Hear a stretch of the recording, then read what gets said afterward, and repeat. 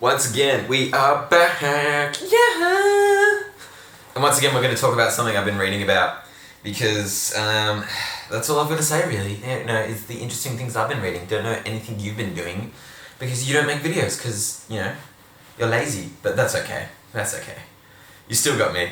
So, the book I have been reading, which I'm only about a quarter of the way through because it's quite a big, large book, is called A New Horizon, and then in dot points or colon, a new history of humanity, I think it's called, by David Gareba or something, and some other David. It's two Davids that write the book, and it's this book done by, I think, the two anthropologists. I probably just butchered that. Anthropologists, I think that's how you say it. Who study cultures and humanity and stuff like that, and how it's all kind of progressed, and the basis of the question that forms the underlying premise of the book and what it's about is when in human development and human society humans coming together, did inequality start? So what is the origin of inequality is the question in theory that it's trying to ask, but the book itself, kind of poses that that's a poor question for all sorts of reasons. And, one would be well, what do you mean by equality? Does it mean equality in voting rights, equality in outcomes? Because a really astute point that I think the book makes is that, you take a country like Australia or America or, these countries that consider themselves free in essence, they're called free, you've got a lot of freedom, and it's a very, live in a free country is what's a common thing. And what they tend to usually mean by that is freedom in that context means that the value, our society has put a high value on political freedom. So you being able to support the political, having the right to support whatever political, organization you want. That's the concept within the supposed, Western democratic societies that we value the most is freedom to choose politically, and that's how we're a free society. That's how it's kind of posed. But to get back to more of what it's talking about, because this will be a bit of a series type video structure, because I'm not going to be able to cover it all in one go, and also I haven't read the whole thing, so I've got quite a bit still left to go, so I thought I'd cover at least some of the foundational works. And in this one, I guess it's best to start off with what they say is, what's taken as the assumed natural progression of, human, societies. They kind of pose that the two main schools of thought, one is Roseneau or some French bloke, I don't know, Rosseau, I think is how you spell it, Roseneau or some shit like that. And then the other one is Hobbes, and it's a Hobbesian view, school of thought. And the difference between the two is they both kind of tend to agree that, or what they, posit is and hypothesize as to how humans came to be was that we were kind of foragers, hunter-gatherer types, and then we invented farming, and then from farming we developed agricultural communities, and then we, from there developed tribes, and from there we became city-states and, states as we know them, with their forms of hierarchical leadership and, deference to authority and things like that, and the sacrifice of, personal liberties to live in a society, right? Oh my god, someone is calling me. This is so annoying. Oh. So annoying having friends, sorry about that. Bloody hell, people trying to contact me and stuff like that. Do they not know I have a fan base that is rabid for, new content drops? Jesus Christ. But sorry, back to what I was saying. So they both schools of thoughts kind of put forward that argument, but they kind of go about it a different way.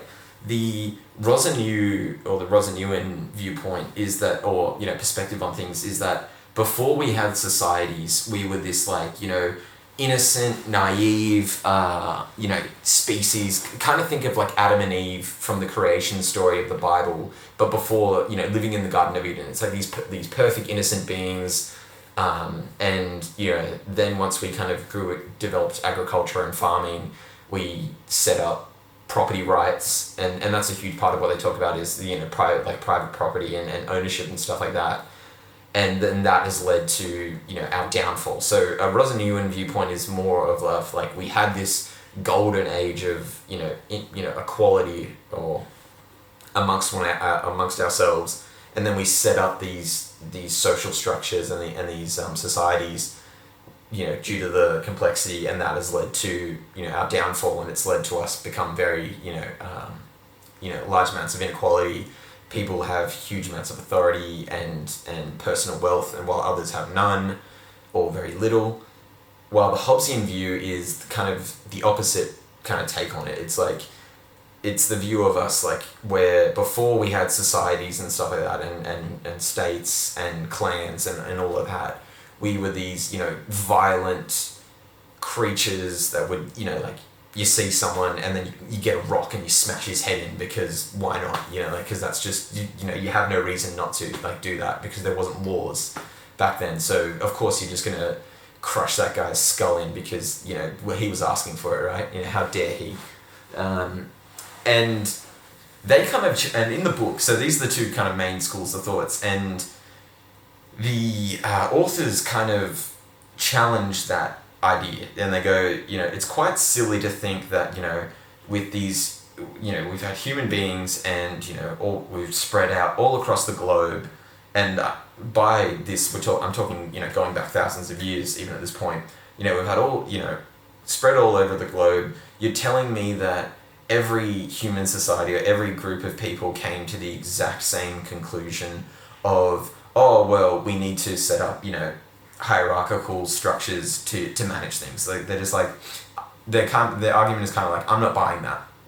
And what they also bring forward is like, they go, well, the anthropological evidence seems to indicate that these ideas aren't really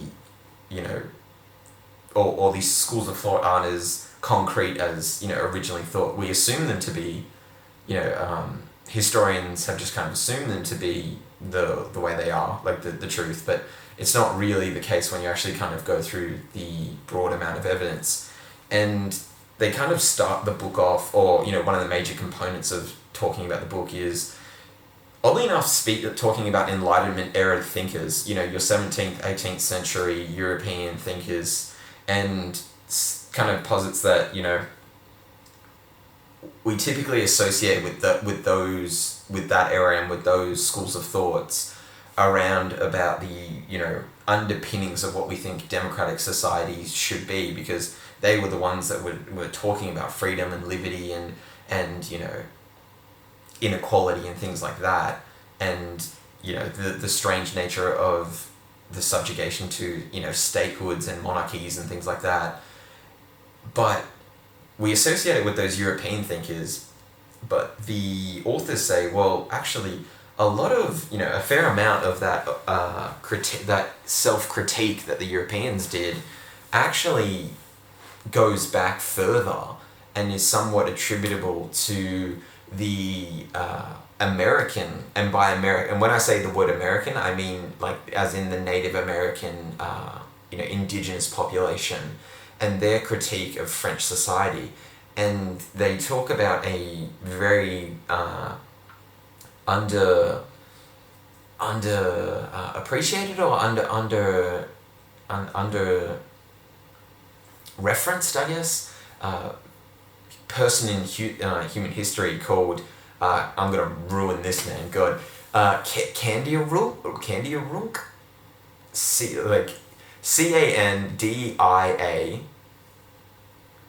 I think Ronk. So he was this, Native American of the, I think it's like the Wendat, or like Wendat or something, Wendat tribe, or confederacy, and the society they lived in essentially didn't have, private property, and people fought to, it was very much about mutual aid for one another.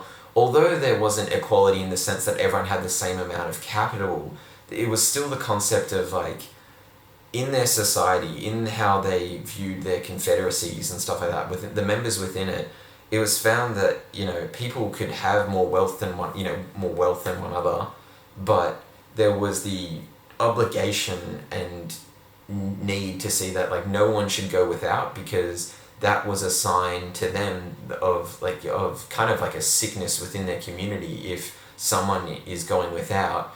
And I'm doing a really brief run through of this just to kind of get the paces going, but he was someone who was quite critical of the European system, because when these Europeans were coming over and settling over in what we now know as America, they were talking to these Native Americans about European society and how they work, and they were kind of shocked at the nature that you could have people with these massive estates, but in the same breath you could have a swath of people who didn't even have enough money for bread, and they were like, well, that's an idea, that's a indication that your society and the structures within it are quite sick and aren't. And what Kanderuk was saying, it was just like, I would much rather live where I live, because your place is like hell, like your place is horrible compared to the life we live.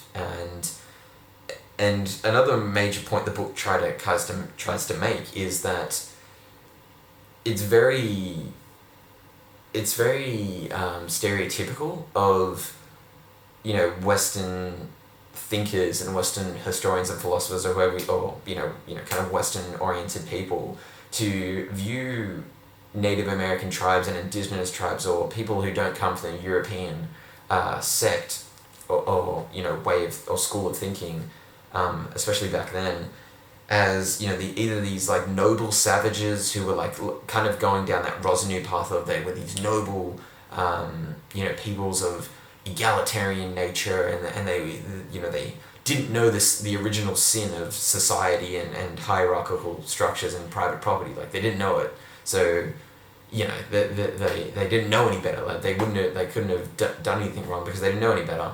And then there's the other view of where they're just drop the noble part, they're just the savage part, they're which is kind of more of the Hobbesian view, where they're these unkempt, uncivilized people. But what the book kind of another way the book challenges those presumptions, is it talks about some of the literature that was written at the time, by by European settlers in America, who, especially the Jesuits, who were quite, frequent in the area. And there is a quite extensive history of their writings within America, and it's called the Jesuit Relations, and there's 71 volumes to it. And what it kind of focuses on is actually the dialogues between the European migrants and settlers and the native tribes of those areas. And what they found is that, they didn't find people of, who lacked character or intelligence or the ability to make abstract, conclusions and thoughts.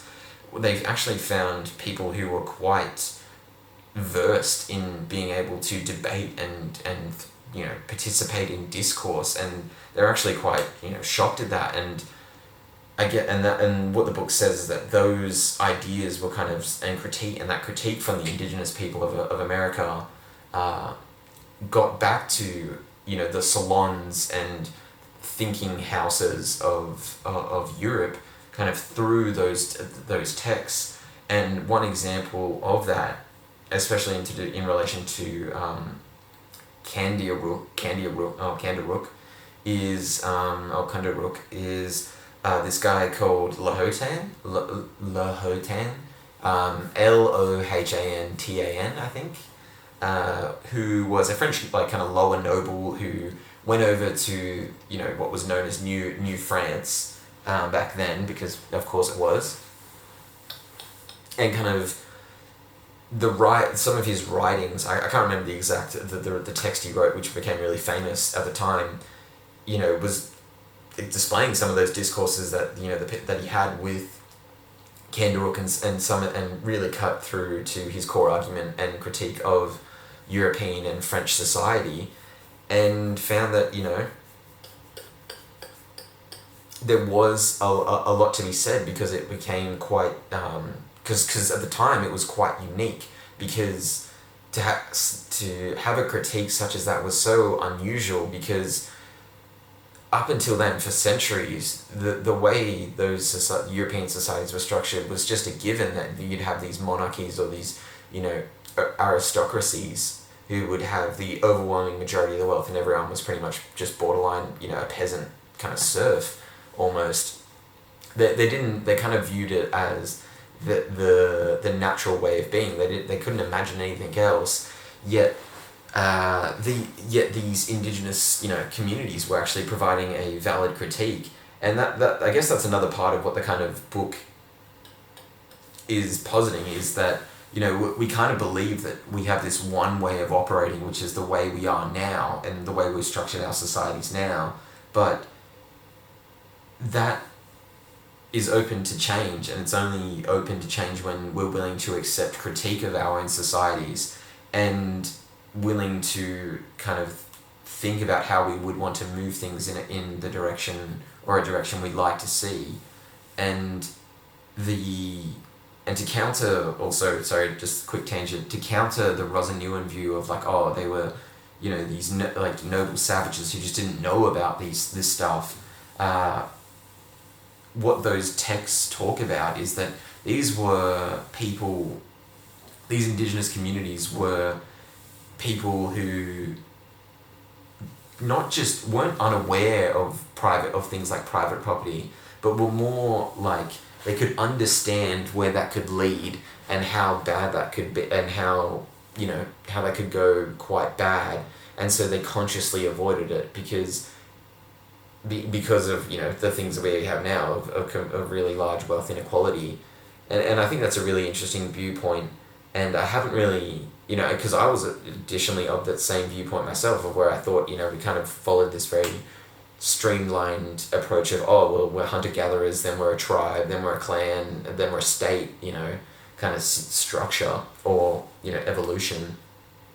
But what we also find throughout through unearthing new excavations or new sites and stuff like that of history and of the past, is even thousands of years ago, there were populations who well and truly understood the idea of structured society and rules, but also understood the benefit of having a more communal and balanced approach, because depending on wet or dry seasons, they would actually break up into hunters. So during some months during the year, they would come to groups would come together and form almost a confederacy or a tribe or a clan, and they would actually create these. In some instances, they created these monuments, and Stonehenge is actually an example of that, and I think there's others in Russia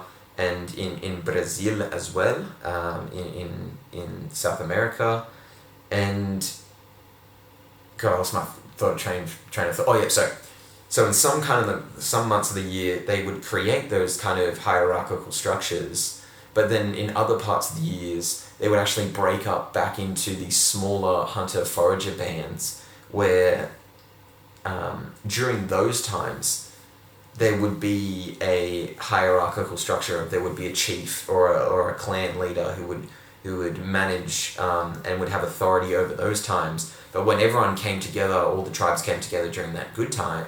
During those other years and other parts of the year, there wouldn't be that structure, and those chiefs, those people that previously held, positions of authority, weren't viewed as such, and they were just an equal, kind of like everyone else. So, yeah, I guess definitely pick up the book and have a read yourself, because I'm only about 100 pages or about 140 pages into it, and it's really kind of challenged a lot of my ideas of, how I thought societies, evolved to be the way they are.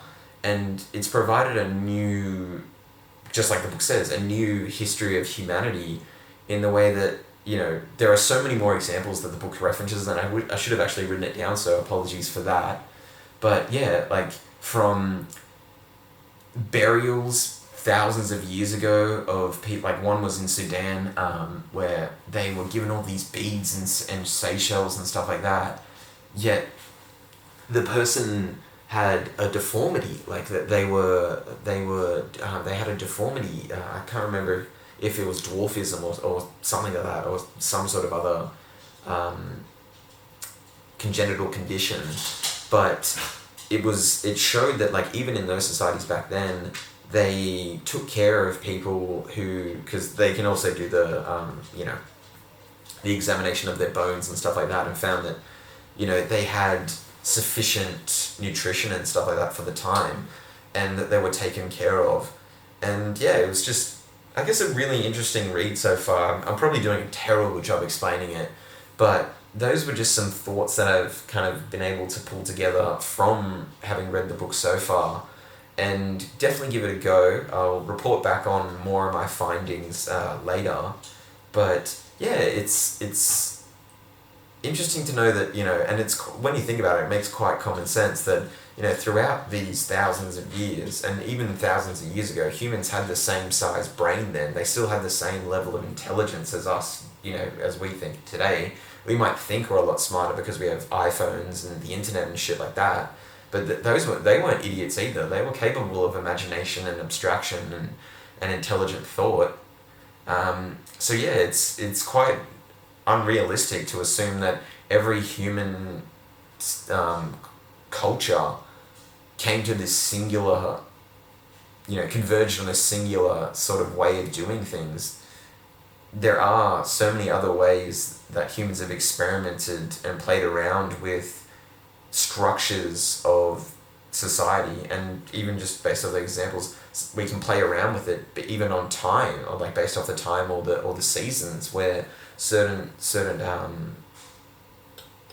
structures are used and then abandoned depending on what time of year they are. And so I think it's something I wouldn't have really ever kind of come across unless I'd read this book. So yeah, I hope you found it interesting, and do give it a read. So yeah, I'll report back later. Bye.